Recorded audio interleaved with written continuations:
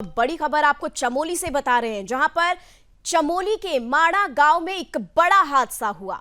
Chamoli Badrinath highway पर glacier टूटने से यह हादसा हुआ है। हादसे के चलते बर्फ में 57 मजदूर दबे हैं।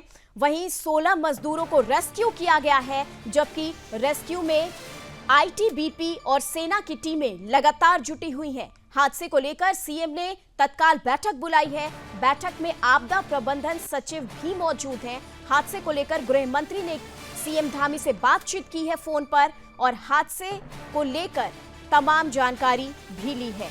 तो बड़ी खबर आपको चमोली से बता रहे हैं, जहां पर कुछ ही घंटे पहले चमोली में एक बड़ा हादसा हुआ है। यहां पर बता दें आपको कि चमोली के माड़ा गांव का ये हादसा बताया जा रहा है, जहां पर चमोली बद्रीनाथ हाईवे पर ग्लेशियर टूटने से ये हादसा हुआ है। हिमस्खलन का ये मामला सामने आ रहा है। यहां पर हादसे के चलते बर्फ में 57 मजदूर दब गए मलबे में और 16 मजदूरों को रेस्क्यू किया गया, जबकि रेस्क्यू में आईटीबीपी और सेना लगातार सर्च ऑपरेशन, रेस्क्यू ऑपरेशन में लगी हुई है। हादसे को लेकर सीएम धामी ने तत्काल बैठक भी बुलाई है। वहीं इस मीटिंग में आपदा प्रबंधन सचिव भी मौजूद रहेंगे। हादसे को लेकर गृह मंत्री ने भी अमित शाह से बातचीत की है। आपको बता दें, हादसे को लेकर फोन पर तमाम जानकारी भी ली गई है। और ये देखिए, एक्सक्लूसिव तस्वीरें आप तक पहुंचा रहे हैं, जहां पर चमोली में हुए हादसे पर किस तरीके से यहां पर 57 मजदूर फंस गए और उसके बाद लगातार आईटीबीपी और सेना के जवान जो हैं लगातार यहां पर रेस्क्यू ऑपरेशन चला रहे हैं। देखिए किस तरीके से मजदूरों को बाहर निकालने का कार्य जो है वो चल रहा है। इस तस्वीरों के माध्यम से आप समझ सकते हैं, 57 मजदूर दबे, जिसमें से 16 को रेस्क्यू कर लिया गया है। बाकियों को अभी निकालने की कोशिश लगातार जारी है। आईटीबीपी और सेना की टीमें लगातार यहां पर तत्परता से काम कर रही हैं। बाकी मजदूर जो इस मलबे में फंसे हैं उन्हें बाहर निकालने की कोशिश की जा रही है। यहां पर ग्लेशियर का मामला सामने आया है, जहां पर ग्लेशियर टूटने से यह हादसा हुआ है। चमोली बद्रीनाथ हाईवे की बात कर रहे हैं, जहां पर ग्लेशियर टूटने से यह हादसा हुआ और हादसे के चलते बर्फ में 57 मजदूर दब गए और जिसके बाद लगातार 16 मजदूरों को रेस्क्यू किया गया। अभी भी रेस्क्यू ऑपरेशन लगातार चलाया जा रहा है। आईटीबीपी और सेना के जवान लगातार रेस्क्यू करते नजर आ रहे हैं। और देखिए किस तरीके से चमोली में अभी भी बर्फबारी का जो ये सीन है वो आपको दिखा रहे हैं, जहां पर लगातार बर्फबारी हो रही है और ऐसे में रेस्क्यू ऑपरेशन भी जारी है। आपको बता दें, हादसे को लेकर सीएम ने बड़ी बैठक बुलाई है, तत्काल बैठक बुलाई है। आपदा प्रबंधन सचिव को भी यहां पर मौजूद होंगे वो इस बैठक में। और हादसे को लेकर गृह मंत्री ने सीएम धामी से बातचीत की है फोन पर। उन्होंने हादसे को लेकर जानकारी भी लिया है।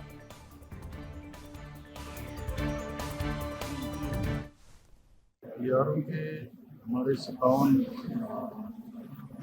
श्रमिक उसमें फंसे थे और एडवांस जाने से इसमें से 16 को सुरक्षित निकाल लिया गया है। बाकी के सभी प्रयास चल रहे हैं। सरकार की तैयारियां कर ली गई, एम्बुलेंस से लेकर आईटीबीपी की मदद ली जा रही है, संस्थाओं की मदद ली जा रही है। आपदा प्रबंधन विभाग हमारा पूरी तरह से सक्रिय है। जिला प्रशासन और हम लोग स्वयं सभी लोग लगातार संपर्क में हैं और हमारा प्रयास है कि सभी को सुरक्षित जल्दी से निकालें।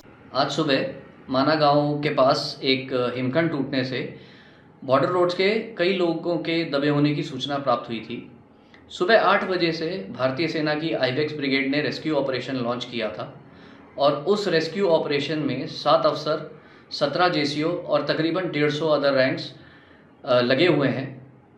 उसमें 2 डॉक्टर्स और 4 एम्बुलेंस भी डिप्लॉय की गई हैं और उसमें तकरीबन 3 से 4 इंजीनियर इक्विपमेंट भी रेस्क्यू ऑपरेशंस में लगाए गए हैं। अभी तक 10 लोगों को बचाया जा चुका है। जो ये 10 लोग बचाए गए हैं वो इंडियन आर्मी के डॉक्टर्स द्वारा उनका उपचार किया जा रहा है।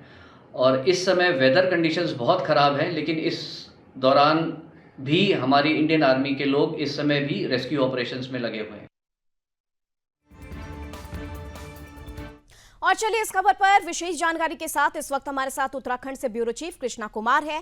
कृष्णा, जानना चाहेंगे कि चमोली की ये जो घटना सामने आ रही है, माड़ा गांव की घटना बताई जा रही है, ये हादसा कब हुआ और हादसा होने के बाद क्या प्रभाव पड़ा है, कैसे 57 मजदूर वहां पर फंसे हैं, क्या वहां पर कोई कार्य चल रहा था, क्या वहां पर कोई कंस्ट्रक्शन वर्क चल रहा था, किस तरीके से इस हादसे ये अचानक हादसा होता है और उसके बाद 57 मजदूर वहां पर फंस जाते हैं?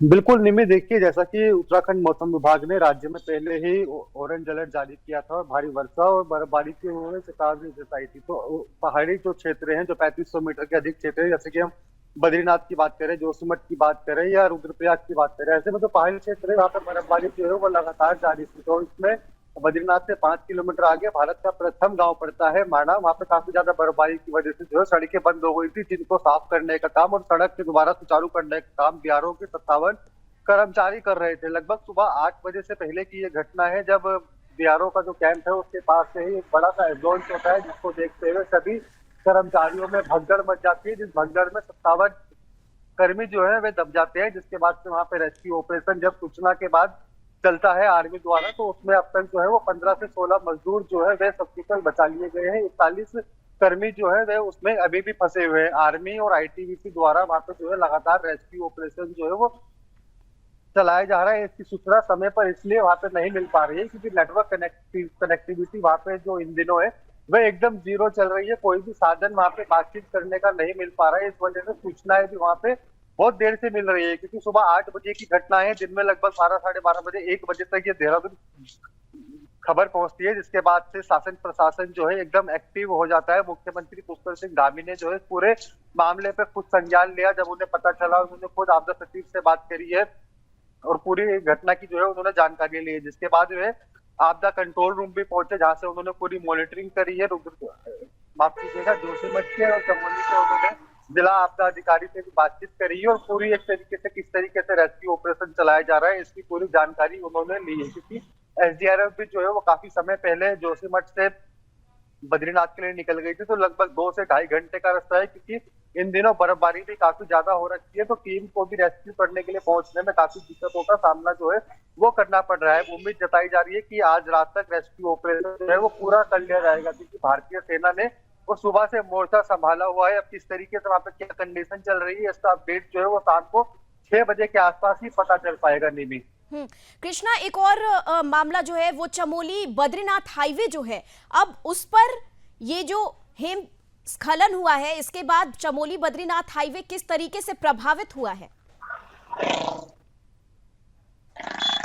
बिल्कुल, देखिए ये जो हिमस्खलन हुआ है ये बद्रीनाथ से आगे 5 किलोमीटर माना गांव पड़ता है, वहां पे हिमस्खलन हुआ है। इन दिनों पे वहां पे जो आवाजाही किसी भी व्यक्ति की नहीं रहती है। वहां के जो स्थानीय लोग रहते हैं सिर्फ उन्हीं का आना जाना होता है और इंडियन आर्मी का आना जाना होता है, क्योंकि ये माना गांव से आगे चाइना बॉर्डर की सीमा है, जो एक तरीके से बहुत ही महत्वपूर्ण पानी को बीआरओ द्वारा जो है वो लगातार खोलने का कार्य जो है वो किया जा रहा है।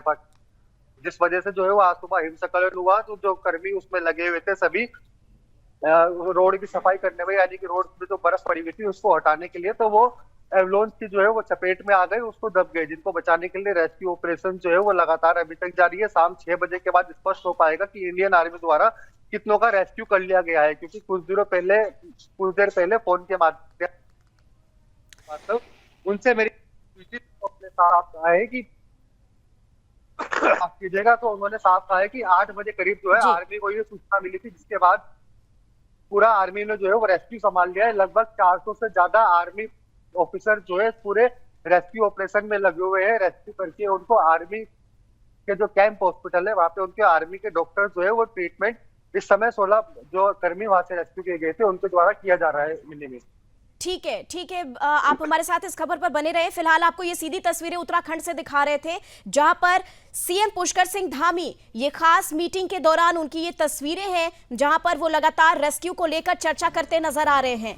और सीधी तस्वीरें आप देख रहे थे सीएम पुष्कर सिंह धामी की, जहां पर उन्होंने तत्काल बैठक बुलाया है इसको लेकर, और इस बैठक को बुलाने के बाद वो लगातार इस पर चर्चा कर रहे थे रेस्क्यू को लेकर। और चलिए वापस से अब कृष्णा की तरफ रुख कर रहे हैं। और कृष्णा जी, ये बताएं कि क्योंकि अब मौसम बदल रहा है और लगातार यहाँ पर अलग अलग हिस्सों में बर्फबारी जो है वो देखने को मिल रही है। आज ही हमने टिहरी की भी घटना सुनी और उसके बाद चमोली की भी घटना, तो किस तरीके का उत्तराखंड का मौसम इस वक्त बना हुआ है और मौसम को लेकर अब किस तरीके की सावधानियां बरती जा रही हैं प्रशासन और सरकार की तरफ से? बिल्कुल, देखिए निमी, मौसम विभाग ने राज्य में पहले ही आज और कल के लिए जो है वो ऑरेंज और येलो अलर्ट अलग अलग क्षेत्रों में जारी किया था। 35 के द्वारा सड़क निर्माण किया जा रहा था, उसमें एक मिनट प्लीज। अरे चुप हो जाओ यार पीछे। प्लीज जी सर। ये एवलॉन्च आने से चूंकि वो जहाँ पर बैरिक बनी हुई थी उसी स्थान पर एवलॉन्च आया है और बचाव के काम चल रहे हैं तेजी से।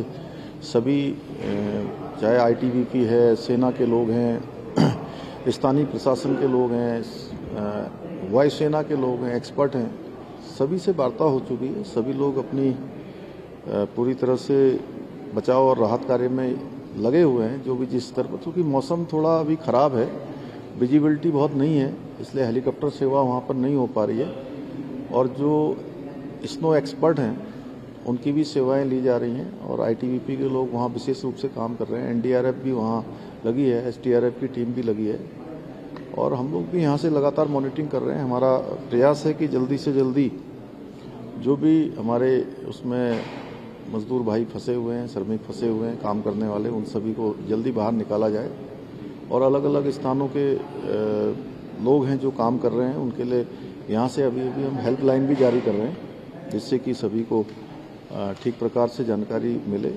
और हमारा सभी लोगों का प्रयास है कि जल्दी से जल्दी आदरणीय रक्षा मंत्री जी, आदरणीय गृह मंत्री जी, प्रधानमंत्री जी का कार्यालय लगातार यहाँ संपर्क में है और जिन एजेंसियों की भी आवश्यकता है उन एजेंसियों की हम लोग जो है मदद ले रहे हैं। मदद लेने के लिए सारी तैयारियां करी जा चुकी हैं यहाँ पर। सर कितने लोग घायल हैं, क्या कोई कैजुअल्टी भी है कुछ?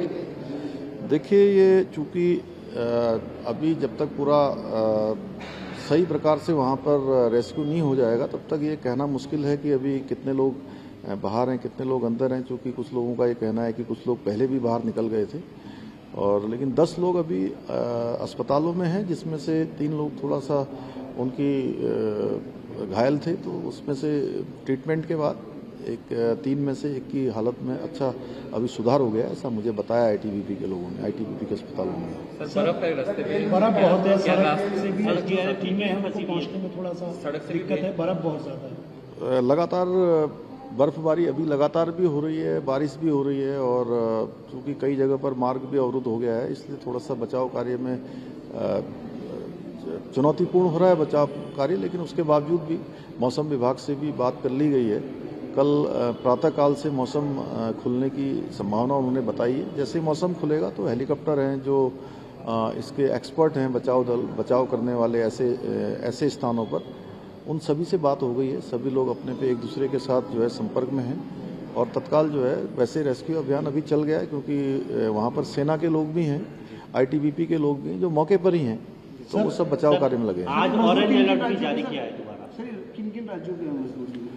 अलग अलग स्थानों के हैं, उनकी पूरी डिटेल अभी जल्दी आ जाएगी, इसीलिए हम हेल्पलाइन नंबर जारी कर रहे हैं। पास में वहाँ आईटीबीपी का भी सेंटर है, लेकिन फिर भी क्या हम कोई अस्थायी हॉस्पिटल भी वहाँ पे क्या एस्टैब्लिश कर रहे हैं, जिससे कि क्योंकि अभी ले जाना तो बड़ा मुश्किल होगा, वहीं पर एक ट्रीटमेंट। अभी आईटीबीपी के हॉस्पिटल में जो लोग रेस्क्यू किए गए हैं उनको इलाज मिल रहा है, लेकिन आगे जोशीमठ और 2-3 स्थान जो हमारे नज़दीक के स्थान हैं और जो माड़ा का हेलीपैड है उसको भी हम लोग एक्टिवेट करने पर पूरी तरह से जो है मौसम ठीक होने पर एक्टिवेट करेंगे, जिससे कि लोगों को तत्काल जैसी भी सहायता करनी होगी वो मिल जाएगी। और यहाँ एम्स ऋषिकेश है और श्रीनगर मेडिकल कॉलेज है या हमारा जो बेस हॉस्पिटल है या जिला अस्पताल है, सभी को तैयार कर दिया गया है।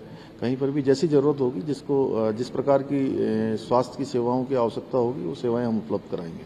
केंद्र सरकार से क्या कुछ मदद का आश्वासन की बात नहीं, पूरी मदद मिल रही है केंद्र सरकार से भी, राज्य सरकार सभी एक दूसरे के सहयोग समन्वय से काम कर रहे हैं। हमारा सबका उद्देश्य है कि सबसे पहले सबको जो है सुरक्षित बाहर निकाला जाए और ठीक है, थैंक यू।